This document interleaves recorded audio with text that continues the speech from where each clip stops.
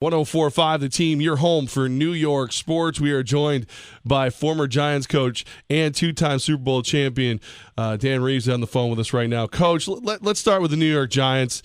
They're in last place in the division. When you look at them, what do you believe is the biggest concern?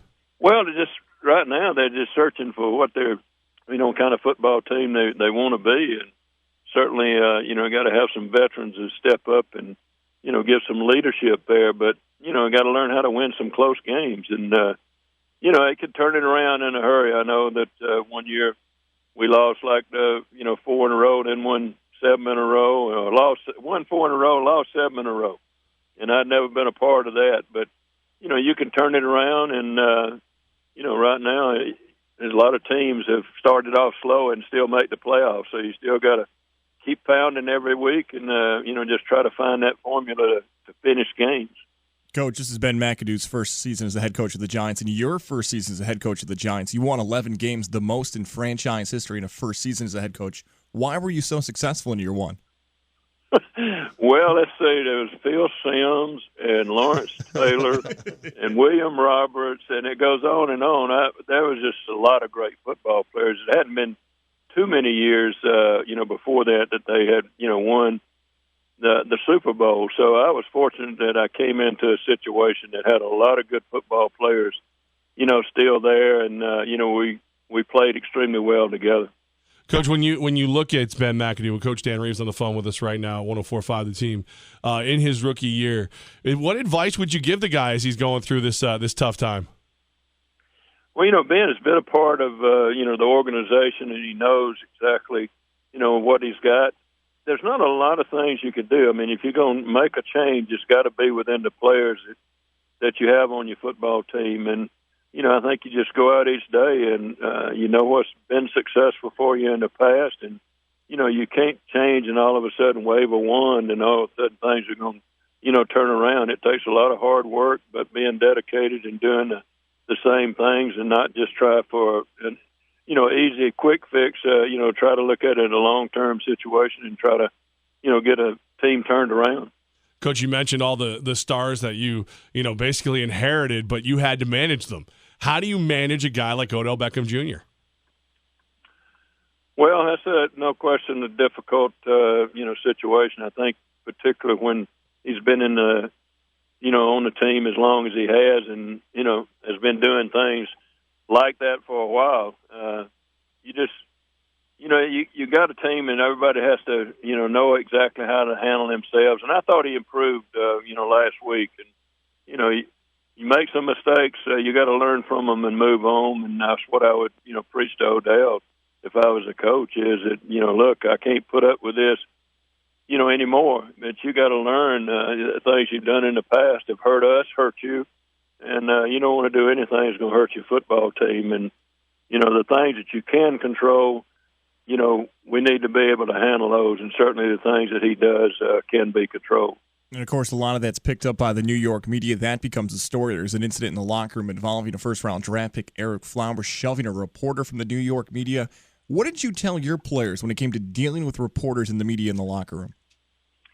Well, I think it's a situation where, look, guys, they've got a job to do and you've got a job to do.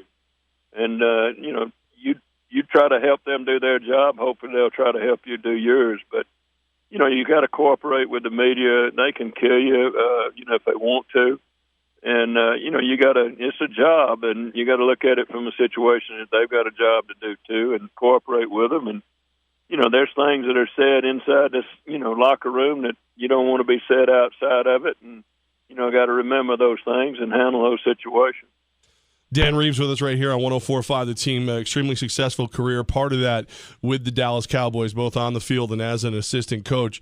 Coach, I can't take my eyes off of this Dak Prescott, Tony Romo situation.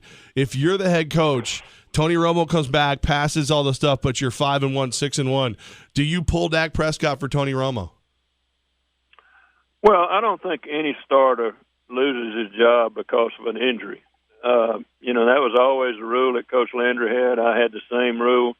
If a guy is injured, when he comes back, the guy in front of him, may have played extremely well. And I think if you're the Dallas Cowboys, you got to be jumping up and down, thinking, hey, if Tony does go down again, we got a quarterback who can get the job done. And he's got, I think, too, if I was a head coach, I would make sure I involved him some way to keep him where he is interested week in and week out, whether it be, a package where he comes in, every third series, or whether it's short yardage and goal lines, he handles. I would keep him involved to where, he'll stay sharp and be paying attention every week in case something does happen and Tony Romo goes down. Coach, a lot of people in the NFL are always looking for consultants, people to help out their staff. Any thoughts of you possibly returning to coaching? Have you considered it? No. I think when you get my age, they're looking for young guys. It would be nice to be a part of it. I enjoy the game, still do. I watch it. I have an awful lot of friends and players that I've coached that are involved and still in the league, and that makes it fun.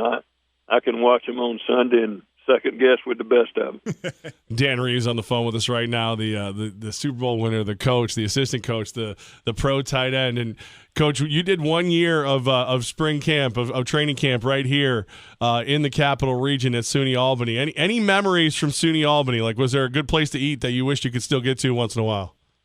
No, but I was blown away, being from the South, and growing up in the South all my life. I had no idea that there was a place in the North anywhere that was as beautiful as that area is, and I learned to love it. I mean, I can't believe you can have a lake or a river up there that you could see almost to the bottom. So, it was just a great experience for me. Living in New York, it was so much like, being in Georgia as far as the foliage and everything.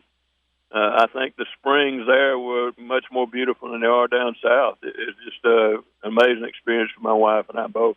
Coach Dan Reeves with us. So, Coach, if you ever come back up, we'd love to, take you out for dinner or something, show you off a little bit, and see that it's still pretty up here in the Cap region.